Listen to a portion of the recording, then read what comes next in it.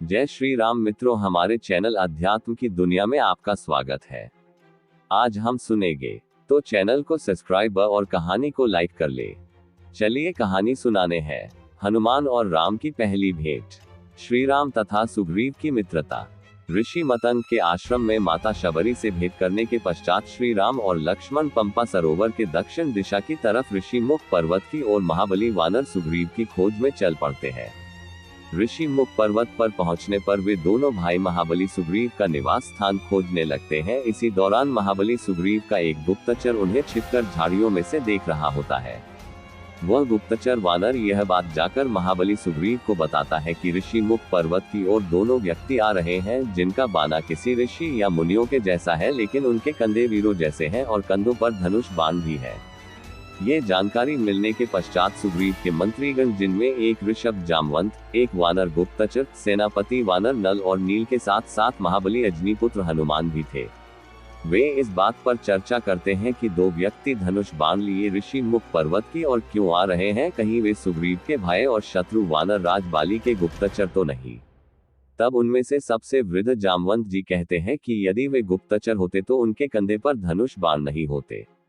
कुछ का यह मानना था कि वे दो व्यक्ति राजा बाली के विशेष सैनिक हो सकते हैं, जो सुग्रीव को मारने के उद्देश्य से आए हो। बहुत देर तक मंत्रणा करने के बाद जब कोई निष्कर्ष नहीं निकल पा रहा था, तब सुग्रीव ने चतुर और बुद्धिमान महाबली हनुमान से सहायता मांगी। उस समय महाबली हनुमान श्री राम के ध्यान में ही मग्न थे। जब सारी बात हनुमान जी को बताई गई तो उन्होंने निश्चय किया कि वे अपना रूप बदलकर उन दो अनजान व्यक्ति के पास जाएंगे, उनका परिचय जानकर ही आगे की कार्यवाही करेंगे। राम लक्ष्मण से हनुमान का मिलना। तब हनुमान जी ब्राह्मण पंडित का रूप धारण करके श्री राम और लक्ष्मण के पास जाते हैं। वहां जाकर हनुमान जी राम और लक्ष्मण के पूछते हैं कि आप कौन हैं और आपका परिचय क्या है। तब लक्ष्मण जी भी हनुमान जी से पूछते हैं कि हमें महाराज सुग्रीव के पास जाना है।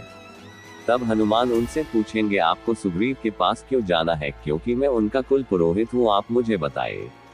बहुत देर तक जब हनुमान जी और लक्ष्मण जी बहस कर रहे थे कि पहले वे एक दूसरे के सवालों का उत्तर दे।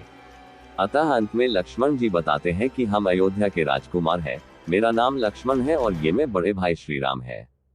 श्री राम का नाम सुनते ही हनुमान जी को अपने आराध्य श्री रामचंद्र ध्यान आते हैं, जिनकी वे वर्षों से भक्ति कर रहे हैं। वही श्री रामचंद्र उनके सामने खड़े हैं।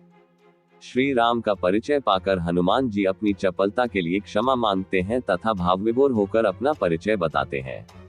हनुमान जी अपने वास्तविक रूप में आकर कहते हैं, हे राम, मैं आपका परम भक्त अंजनी पुत्र हनुमान हूँ और राजा सुग्रीव के आदेश पर आपको अनजान मानकर आपका परिचय पाने के लिए यह ब्राह्मण का वेश बनाकर आया था। तब बातों ही बातों में श्री राम और लक्ष्मण जी भी अपनी यात्रा का सारा वृतांत हनुमान जी को बताते हैं कि उनको माता शबरी ने भेजा था और वे दोनों सुग्रीव से मित्रता करने आए हैं। रावण द्वारा सीता हरण की बात सुनकर हनुमान जी सुग्रीव की आत्मकथा भी श्री राम लक्ष्मण को बताते हैं कि हमारे राजा सुग्रीव की पत्नी भी उनसे छिन चुकी है, अतः वह आपकी वेदना को समझ सकते हैं, जिससे आप दोनों एक दूसरे के लिए कल्याणकारी सिद्ध होंगे।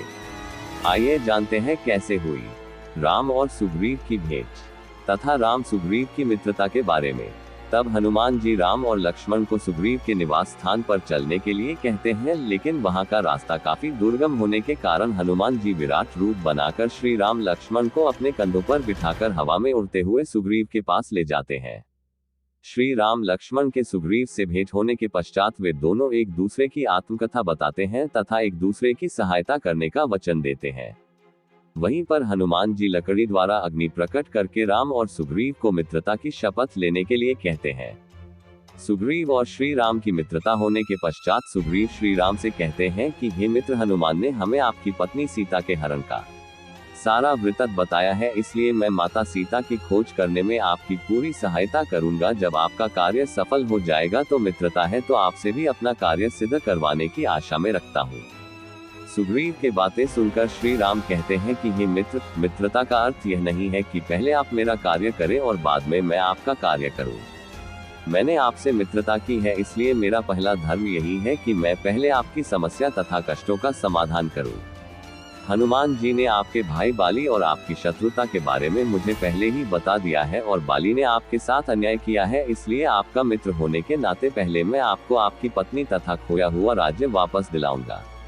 मैं आपको यह वचन देता हूँ कि बाली कल का सूर्यास्त नहीं देख पाएगा। और अंत में श्री राम कहते हैं कि मेरे रघुवंश के यहाँ परंपरा रही है कि प्राण जाए पर वचन न जाए, इसलिए मैं अपने प्राण देकर भी अपने वचन को निभाऊंगा।